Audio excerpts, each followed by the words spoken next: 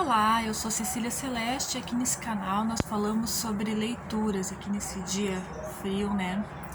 Eu sou uma pessoa que gosto muito de aprender, gosto de refletir, gosto de me transformar e transformar o ambiente onde eu estou inserida.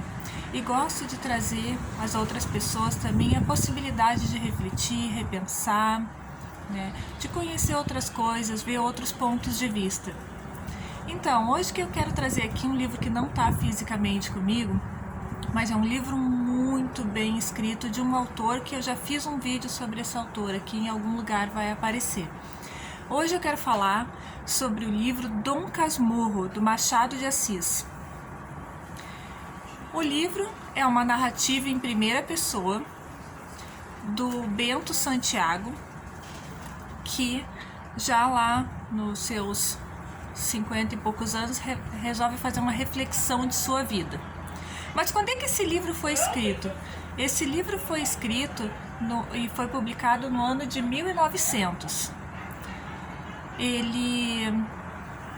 Então, na virada ali do século XIX para o século XX, e ele é ambientado, essa história, na meados do século XIX.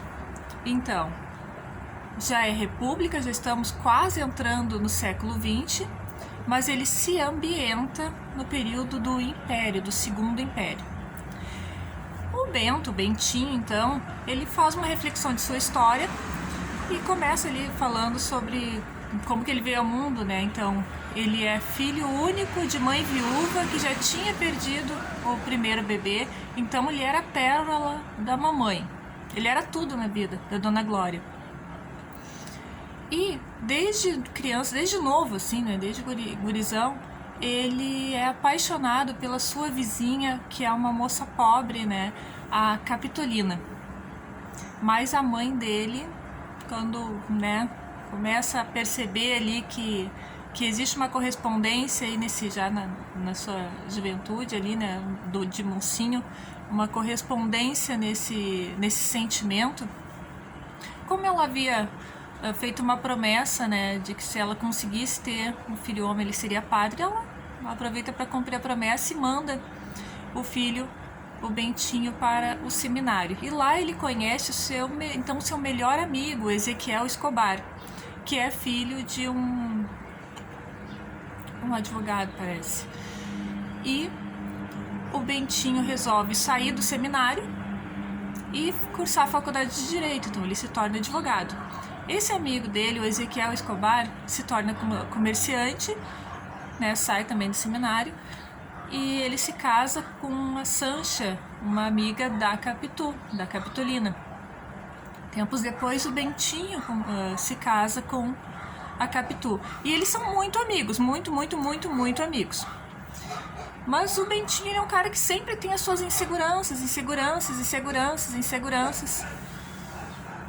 O Escobar, o Ezequiel Escobar e a Sancha, eles têm uma filha e, em homenagem ao casal amigo deles, colocam o nome de Capitolina. Quando, tempos depois, o Bentinho e a Capitu têm um filho, eles dão a esse filho o nome de Ezequiel, em homenagem ao amigo, né, Ezequiel Escobar. Mas o Bentinho, como eu falei, ele é cheio de inseguranças. E quando ocorre o falecimento do Escobar, ele fica reparando na forma como a Capitu olha, né, para o corpo no caixão. E ele convence o leitor que é o mesmo olhar da viúva. E aí, a partir daí, ele começa a perceber no seu filho, Ezequiel, os traços do Escobar. Gente, o livro é tão bem escrito que o autor, o Machado de Assis, que é maravilhoso, né? Ele consegue convencer o leitor de que ele foi traído. Então, vamos repensar que esse livro é narrado em primeira pessoa, de uma pessoa que é insegura, cheio de cães aqui ao redor, mas nenhum é meu. Então, narrado em primeira pessoa, a gente só sabe o ponto de vista do narrador, só sabe o ponto de vista do personagem principal, que é o Bentinho. A gente não tem opinião de mais ninguém ali naquele livro. E é amarrado de tal forma que a gente acredita. Houve uma traição, sim, aquele filho é filho de um adultério. Mas olha só que interessante, esse livro ele foi muitas vezes criticado e comentado, né, na sociedade brasileira. Então, por muitas décadas, não houve questionamento dessa traição, não houve questionamento, né? Ou seja, até a metade do século XX, ali, na prática, assim, até mais ou menos 1960, bastava o que estava escrito ali, não houve questionamento. Não que a gente tem que ficar dando pitaco na obra dos outros, entende? Mas é que o livro foi muito bem escrito, ele gera um monte de reflexões. Então, até os anos 60 não teve questionamento nenhum na sociedade se a Capitu traiu ou não traiu o Bentinho. Ela traiu e pronto, deu.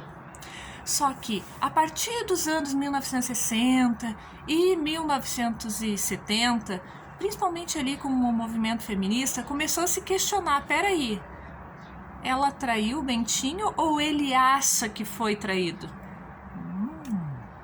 Ou ele convence... Veja, o leitor, ao ler o Dom Casmurro, está vendo apenas o ponto de vista do narrador. Então, não se sabe se aquilo realmente aconteceu, mas ele nos convence disso. E isso é muito interessante a gente avaliar agora, no momento que a gente está vivendo, em que a gente acredita em qualquer coisa que nos falam, né? Outra crítica que depois passou a existir outras, né? Outras divagações também a respeito disso, mas é interessante que outro ponto de discussão que se tem, outro ponto de análise que se tem a respeito dos personagens do livro, que é fantástico, é que o que representa a Dona Glória, a mãe do Bentinho, né, com todo o seu entendimento lá antigo, né, seus preconceitos e tal, e o que representa a Capitu, aquela moça, né, jovem, de outra classe social, de outros costumes, representariam também a Dona Glória, a monarquia, né, com os seus modos de vida, com a escravidão, com todos os seus conceitos, e a Capitu, com a sua juventude, com as suas novas ideias, representaria então a República. Vamos pensar que esse livro foi escrito lá no final do século XIX. E outro ponto interessante, que ainda sobre a Capitu, né, já que ela é tão malhada, né, esse livro tem tantos anos, né, um livro de mais de 120 anos e ela é tão malhada, é que em 1999, né, então, para comemorar os 100 anos deste livro escrito, porque ele foi publicado em 1900, uma homenagem ao Machado de Assis, o caso, né, da traição da Capitu, a Capitu foi julgada por um ministro do Supremo Tribunal Federal. Olha só, esse julgamento chegou a acontecer. Na verdade, assim, em instituições de ensino que estão vinculadas ao debate do direito, é muito comum esse julgamento acontecer, né? Em escolas de direito se faz muito julgamento da Capitu. É um excelente exercício. Então, em 1999, ela foi julgada e ela foi absolvida por falta de provas e inconstitucionalidade, considerando, né, as leis da época em que teria ocorrido possivelmente, né, a traição, embora o juiz que a absolveu lá em 1999 tenha feito uma fala que, quando ele leu o livro, realmente ele acreditou que ela traiu o marido, né, que a Capitu traiu o Bentinho. Mas, analisando, né, profissionalmente, né, de acordo com a lei e com as provas apresentadas, não tem como condená-la, né. E é bacana isso, é interessante a gente pensar nisso no ponto de vista, porque uma outra coisa legal desse livro, que eu ia colocar aqui o título Não Lê Se Você Tiver Menos de 20 anos, mas aí os professores de literatura iam me malhar, é que geralmente esse livro ele é indicado, né, para leitura quando a gente está ali, né, antes era o antigo segundo grau, agora o ensino médio. Quando você está no ensino médio, lê-se Dom Casmurro. E tem que ler, tá? É bom, tá? O livro é bom.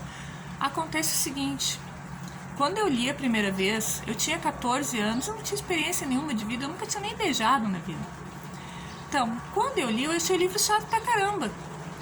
E geralmente os estudantes que vão ler esse livro ali no ensino médio, a maioria não tem muita experiência de vida, não tomou uns tocos, né? Não sofreu, não tem a dor de cotovelo ali. Então, olha que delícia a chuva. Eu tô tomando um banho de chuva, gente, coisa boa. Tá frio pra caramba. E tá chovendo em mim.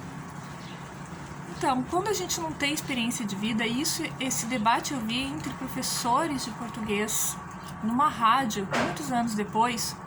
Quando a gente não tem experiência de vida, esse livro não faz sentido.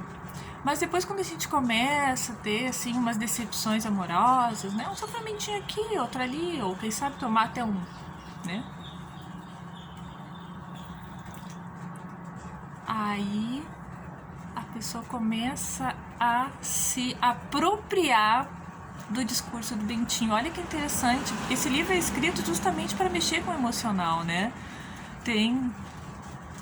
Quando esse livro chegou a virar filme, né? E a escritora que trabalhou em cima da composição do filme, né?